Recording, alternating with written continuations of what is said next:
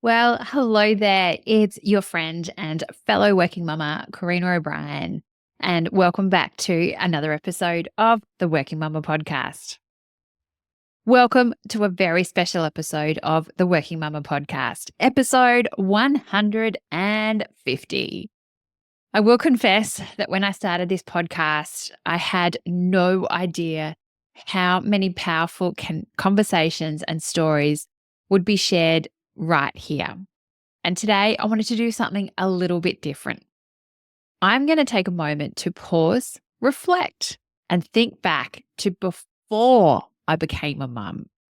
This episode is all about the questions I wish someone had asked me, or actually probably had the opportunity to ask someone else before I had kids. The ones that go well beyond the baby names, the prams, and what hospital you're going to, or what obstetrician are you having, or if you're going public or private, all those kind of questions. Because no one really asks you what is it like to be a working mum or what's going to be reality. Your focus is on that couple of days before and after the birth. And then once the baby comes, no one really talks about it until once you become a mum. And oh my goodness, everyone gives you their advice. But also, I want to get to the heart of how motherhood also changes your life, your work, your identity, your relationships, and certainly everything in between. So whether you're a soon-to-be mum, already deep in the juggle, or just curious about what you weren't told, hopefully this episode is for you. A little bit also why I started the Working Mumma podcast. I had been doing events in 2019 and I thought, if I can get 20, 30 women to an event, that's good, but not everyone's always available. And mums, it's hard to get out at night or even during the day. And when I was on another podcast, I thought, oh my goodness, I love this medium. And I will confess, before that, I hadn't actually done a lot of really listened to a lot of podcasts. And so I taught myself podcasting through listening to podcasts. I also did have an IT background. So technology, I'm not that scared of. You can't really break it. Test and learn, test and learn. That was the mentality. And look, here we are. I actually had a few topics that I wanted to start with, and I reached out to a number of people.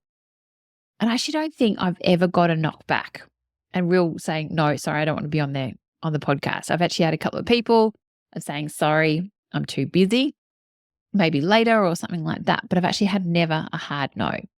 And as we all know, I've had some absolutely amazing guests, and I'm so fortunate and so honored and very humble that I've got to spend so much time with these people that often charge hundreds, even thousands of dollars for their time. So for that, I am truly thankful to each and every guest that I've come on here. But what I'm even more thankful for is you, the listener. Thank you so much for listening in. If you've been there since episode 1, thank you so much. If you've only just recently joined, thank you so much. I really hope that these episodes, support you, inspire you, motivate you, and also help you feel that you aren't alone in navigating the juggle of being a mum and also having a career. Because we know it is a juggle, as I often talk about the glass balls and the plastic balls and things like that.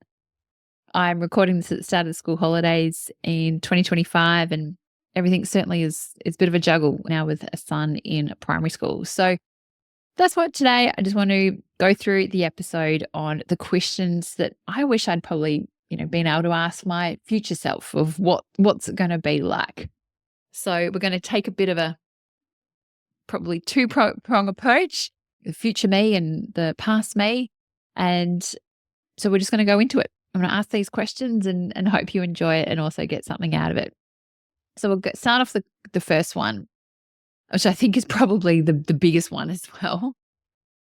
Question number 1, how can I be a mum and still have a career that I love? Wow, this is a big one. The first part to this question is you can still be a mum and also have a career. I know that everyone says you can't have it all at the same time. I would actually rephrase it and actually say you don't need to do it all. And how can you be a mum? Well, there's certainly a few key things of that. Number 1, I think, is actually making sure that you've got support around you. If you've got a good partner, husband, making sure you've got good care arrangements, whether that being childcare, kinders, grandparents, something to make sure you've got good care arrangements for children. It is a season as well. It's another way. And I think also it's about the mindset shifts as well. So if you're thinking about things in chunks, when they're, as we all know, that there's all the different leaps and things like that of when they're babies. But also once you're starting work, it's a little bit, they're toddlers and they start to walk and then start to talk and you go through each of the phases. But I think slowly you get out of that fog. But I think also I went to this conference many, many years ago, and I actually heard the former many, many CEOs ago of Maya. And he said that he had a daughter that recently become a mum. And his biggest advice to her was actually setting your life up for, a career, not for those, say, first 5 years, but actually for the 18, 20 years that your children are going to need you. And one thing I've also reflected on also recently watching adolescents was our kids need us really emotionally, more physically when they're younger. But when they go into teenage years, if I could ask a question to my future self, would be how are they going to need me? And it would not surprise me if it's going to be more at that emotional level. So I think there's that sort of crossover between the two. And so that's also, I think, how I'm going to be a mum is actually setting yourself up with strategies and systems and support structures, but also the mindset that this is a season that's going to last probably 20 years, 21 years by the time both of my boys have done. And how can I then create it? Yes, my kids are going to need me when I'm really young, and they have needed me. As they're getting a bit older, it's a little bit easier, but they still need me. And so it's about how can I navigate it? So how can I still be a career? As I said, have a partner, have a really supportive workplace. But probably the biggest thing, and I've really had to work on that, and it's something that I have to constantly work on, and that's my mindset. My mindset has gone through, ups and downs. It can probably look a bit more like a heart rate, boom, boom, boom, boom, of up and down. But I've really had to work on that of the confidence, the self-belief. Can I do it all? And things like that. Mindset for me is just so critical. If you don't think you can be a mum, you'll tell yourself that. But if you think you can and you set those goals, okay, what do I need to do? What do I need to put in place? I think if you've got that and you've got that plan, you will certainly get there. And also I think redefining success. There's times when you just I found between having bub number 1 and bub number 2, I was pretty much just there to, I was part-time, keeping the wheels in motion really. I wasn't aiming for the promotion between the 2 kids, and I knew that. So then when I came back from my second, I knew that I was done. Then I was more open to maybe going, the next role and seeing what opportunities were there. So it's also just those seasons and the mindset. But I would certainly say to my younger self and my pre-mum self, yes, you can be a mum and also have a career, but you don't have to do it all. Number 2, how will kids really change my life emotionally, mentally, physically, everything? What a big question I'm asking myself. I would say they're going to have a profound influence on my life in so many ways that I would never have expected. There's been some absolutely hard moments, meltdown moments, tears from everyone, me questioning myself. I remember one time my younger son had spewed, someone else was crying, and I'm just there trying to clean up everything. And it was a real hot mess. You have those moments that also now you know when you've had them, when you've cracked it and something's happened, then you have to go back and repair. And it's been hard. But I've also had some amazing and more amazing times than hard times. But my kids have changed me in so many ways. Emotionally, they've actually taught me so much about myself. I think I'm also probably a better employee and I can manage things a lot better at work and not probably get so worried and have opinionated on some things that are happening at work, because I'm like, well, going home to my 2 boys and, really I'm not solving world peace and I'm not a surgeon or anything. So I'm not saving any lives. And really at the end of the day, it's okay. No one's going to die. So yeah, it's those emotional things. But I think my kids have also taught me so much more than about me than probably I've taught them. So I think it's that continuous learning, and we all teach each other everything. Mentally, the mental load has just had a huge impact on my life. Certainly trying to navigate the juggle. There's just this extra layer of logistics that I honestly wasn't prepared for. Actually, if I go back to emotionally, I wasn't prepared for the change from child number 1 to child number 2. That stretched me. That hit me like a ton of bricks that I was definitely not expected for. And that's the reason why I actually had Jen Muir from Connected Parenting on the very, very first time. And also practically how kids changed my life. Oh, geez. Financially, that's for sure. A lot more mess, a lot more washing. Not that I do the washing. And also, I now work 4 days a week rather than 5. So kids have flipped my life upside down, shaken it around. But I think actually the person that I am now is a lot better. So my kids have probably had, not probably, they definitely have a profound influence on my life in a positive way. Next question. How will becoming a parent affect my relationship and how will it help navigate the change? It's completely changed it. There are some certainly arguments and challenges that I wouldn't have faced for kids. Definitely resentment because I'm the one that always gets up first and everyone wants mum at 6 or 7 a.m. in the morning and my husband's often asleep, which I've got a lot of resentment at times around. Definitely a lot more teamwork, a lot more communication. So yeah, it's completely changed it in so many ways.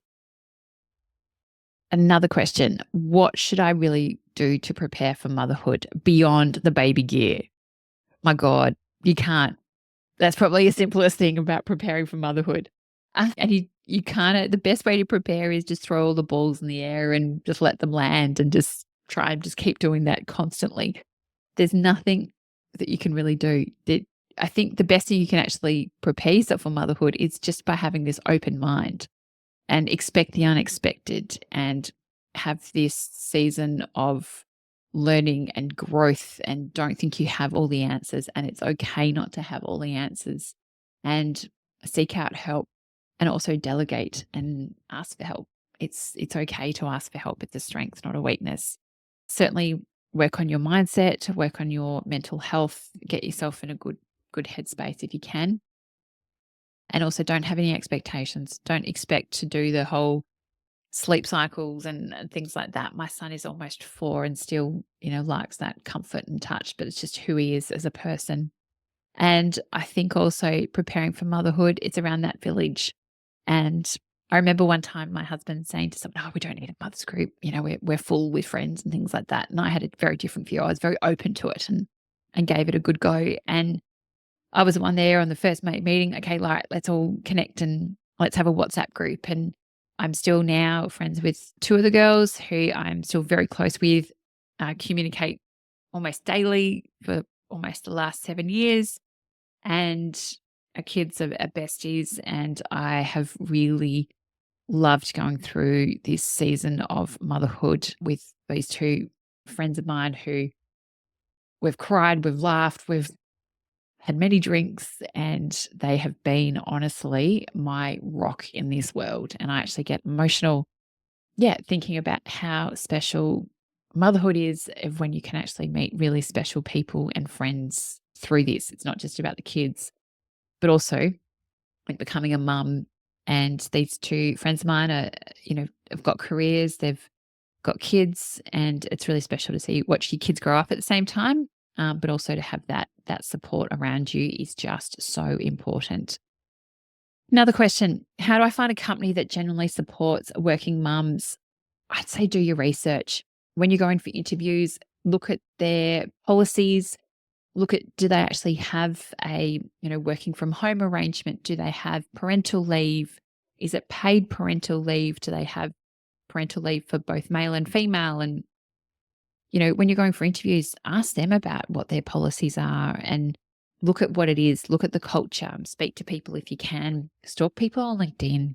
I've been really fortunate to work for an organisation now that is really supportive of working parents. And it's really nice. Actually, I was only talking to someone today that there are, school holidays and people are actually taking more leave. And so you've actually got people around that it's not crazy, crazy time because, it is school holidays and also Easter holidays. So people are actually managing their leave around it. And it's really nice that that's encouraged and there's that supportive environment and people get it, and we have, you can work from home and things like that. And I have to say that has made a huge difference prepared compared to when I actually had my first son and pre-COVID, everyone was in the office. Where now post-COVID, completely different story. So I think also it's about how much you interview the company as well as them interviewing you.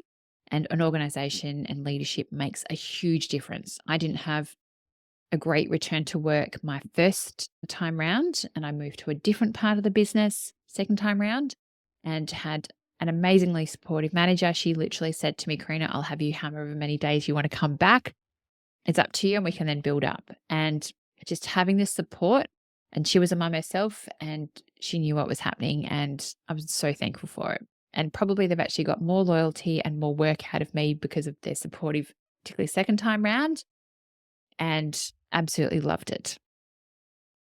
Another question, will I ever find time for myself again, like to exercise or just be me? I will honestly say that this is going to be challenging in the first couple of years, but I would say that prioritizing and getting the time out and creating those boundaries is so, so important. And also give yourself permission to actually do this. So if you think, oh my goodness, I should be with my kids or I've been at work and things like that, craft out some time, even if it's like 1 hour on a weekend to go for a run or a walk or do something. Find some time to actually, do that for yourself. Another question, what support will I need and how do I ask for it? It's a really big thing because we are so socially conditioned to actually think that we need to do it all. And so we need to let go of this notion of doing it all and just ask for the help. Don't just go, oh my goodness, it's this Western culture of we've got to do it all and we can't ask for help. But then if you go into like the Asian cultures, the women for the first 30 days aren't allowed to really get out of bed because they're in care and recovery mode. And so we really need to bring some of those influences of, caring for women when they've just had babies and also supporting each other, particularly returning back into work when it's an absolute just crazy town. But you will need support. Do not think you can do it all. Another question, what is the mental load and how can I prepare for it fairly? Wow. The mental load is the invisible labor. It is all those things that are going through your head and of thinking that it's that invisible to-do list. And it's one of those things that I will say that I wasn't prepared for as much becoming a working mum or even a mum full stop. And the more as well that you can actually share that load with your partner or your husband. And I would also suggest that you have a conversation with your partner, particularly actually if you could even have it before you had kids, even just as you've had kids, understanding, who's doing what task. You can use things like fair play cards or something similar. Just have the conversation, who's doing what, because otherwise you'll get back into the resentment and things like that. But really managing the mental load is going to be a huge part of being a working mum. And that's also where some of the burnout comes. So it's a big one. Another question, what myths about motherhood should I unlearn? That there's this thing that you're going to love every part of being a mum. And, as we all know, it's not true. There are some absolute crap moments and you'll probably reach your lowest point as well. So yeah, you might think that you're going to love every moment, but you're not. And you're also going to need times where you're going to tap out from your kids. As much as you love them, sometimes being around them 24/7 can be pretty full on, particularly when you're managing emotions of little people. And also that you need to unlearn that the good mums do it all. Because you know what? In reality, no one does. And also, there's no such thing as a perfect mum. There's no such thing as a perfect kid or anything like that as well. Another question, what does a good mum even mean? And how do I stay true to myself? I've done a whole episode on this with Dr. Sophie, and it's a really good episode. So I highly recommend going back and listening to that one. But definitely it's about letting go of perfection and also just, you don't need to be great. You don't need to be perfect, but sometimes near enough's good enough. It's sort of like that 80-20 rule. It's okay to give them, scrambled eggs for toast on toast or something like that for dinner if that had to be one night. Like it's no big deal. They're fed. Eggs are nutritious. So it's about letting go of that perfectionism and that we need to be everything's got to be perfect and that Instagram of that lifestyle of look what they're doing and that comparisonitis. And every mum, it's probably one of the biggest things I've learned on this podcast. Every mum has a different story. It's a completely different journey. We can take little bits and pieces from each other, but you also do what's best for you and your family. I think that's what's really important. Another question, what will going on maternity leave really be like? And what might surprise me when I return? Well, my first maternity leave lasted probably about half a day. I remember I finished up on the Friday. The following Monday, I remember sitting on the kitchen bench and I literally wrote like a to-do list because that's what I did on a Monday morning when I started work for the week of like, right, what have I got to get done for the week? And because I had no idea. I was, for my whole life and career, it'd been Monday morning, this is what I'm doing. And I didn't know what to do. It's not like I was on holidays and I was going somewhere. I just had I did not know what to do with myself. Then fast forward a few hours and I was in the doctor's surgery and my obstetrician, amazing obstetrician, Dr. Bronwyn Hamilton. And she was like, look, this baby's got to come out. So it's an induction Thursday night. I'm like, right, okay. So something that I thought was going to have maybe 4 weeks maternity leave before Bub came. Nope, turned into literally half a day because then that night on the Monday night, my mum had a stroke. She lived to tell the tale and everything okay. She's like, one of the 2% of people that walk out of hospital within a few days of having a stroke. Pretty miraculous, amazing. But it was interesting because also my dad was in India. So my sister and I were then the primary touch points and having to communicate with family and manage everything and also it was the hardest phone call I've ever had to do to my dad when he was in India. And so we're organizing him to come back home and it was full on. My husband also had vertigo that week. So you name it, it happened. So my mum came home the Wednesday, the Thursday afternoon. I then went to the hospital to start the whole balloon induction thing. So yeah, my first my maternity leave introduction to it didn't really have much before Bub came. The first 12 months were, that was a whirlwind. It was definitely challenging, quite isolating. It definitely threw me for a 6, that's for sure. And yeah, but I was also exercise for me really helped. But also returning back into work, I had my challenges, particularly with an organization and one person who I would say probably borderline bullying. She's now since left, which is great. But yeah, I was a bit threatened as well. So I was really glad in my return that I actually had a good friend of mine that's an employment lawyer and also a couple people in my corner that were in HR that I could actually get advice from. And they're like, no, Karina, this is the way you got to do it. So that's also around return to work, why I'm so passionate to support other women. And also, you've got to know your rights and actually give you the confidence to return back. And I wouldn't say returning is just not one day. It's a transition. And I've just done a podcast on that one. So I highly recommend that one. But surprised me was I didn't actually know where the breastfeeding pumping room was. That was a whole new thing, like walking into work and you then got to start pumping at work, which is just bizarre in a corporate, obviously I was in a private room and things like that, but taking breaks to go pump and then walking out with your little bag with your milk bottles, definitely a little bit weird to begin with. And then I just embraced it. But that was probably what surprised me the most was the pumping element. It certainly was different. And another question was about how do I navigate my identity shift from being me to mum and everything in between. My realization that I was no longer just Karina was when my son was about 5 days old, my first son.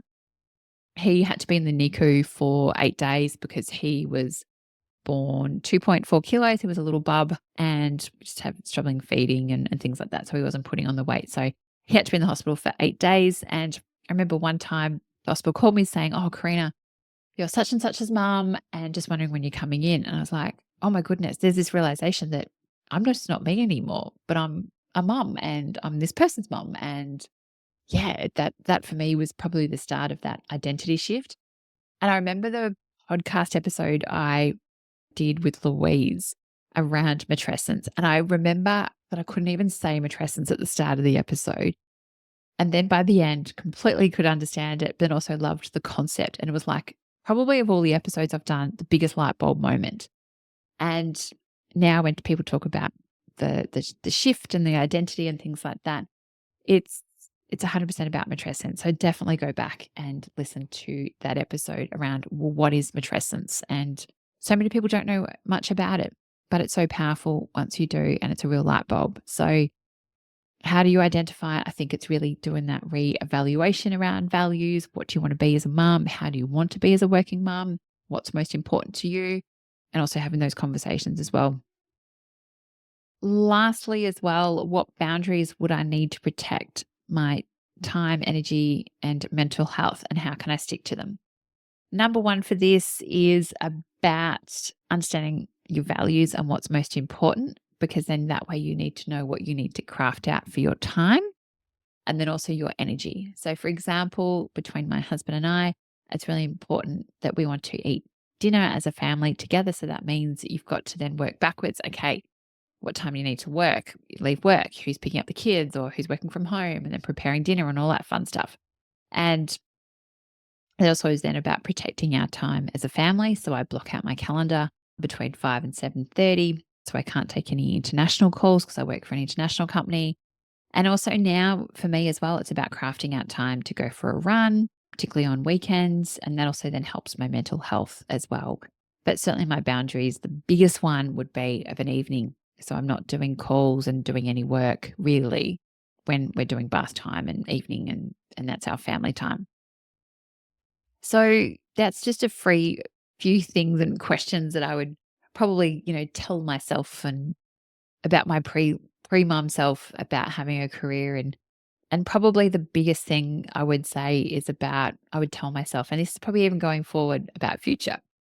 And it's really about mindset and self-belief and the confidence, because so many other things can be worked out, but unless you've got that mindset, the belief that, you can do it, the belief that you can share the load, the belief that you don't have to do it all, and the mindset, so much of it starts with that mindset. So I think if you understand and you go on that journey, it is going to help you. And I know certainly that I want to be with my and be there for my kids, not only when they're young, but also when they're older. And I think it's also about setting up those systems and structures to enable myself to be a working mum and to travel and to create the systems and the support structures around it. So I guess I've got that goal and I know where I want to go and what I want to continue. And so it's about, how do I create this? So where am I now? Where do I want to be? And what are all the steps that I can or I need to do in between? So in closing, I just want to say massive thank you. If you've got to this point of the episode, thank you for being so much of this journey of the last 150 episodes. I'd also encourage you to reflect or journal your own questions. What would you ask your pre-mum self about your journey as a working mum? I would also really invite you to share this episode with a friend or someone expecting a baby. And also, a bit of an announcement going forward, we're actually going to be having a number of episodes with mums sharing their stories and their journeys and their struggles and how they overcome their challenges on the potty. So it's not just about, hearing from a topic expert, but also real working mums sharing how they're doing it. So I'd also love to hear back from you. If you love this format, you really like it, or you've got questions or even topics that you'd love me to feature in the next 150 episodes, I would love to hear from you. As always, just reach out on either Instagram, LinkedIn, or send me an email. So with that, I would just like to say a massive, massive thank you once again. And I look forward to speaking with you next time. Have an amazing day.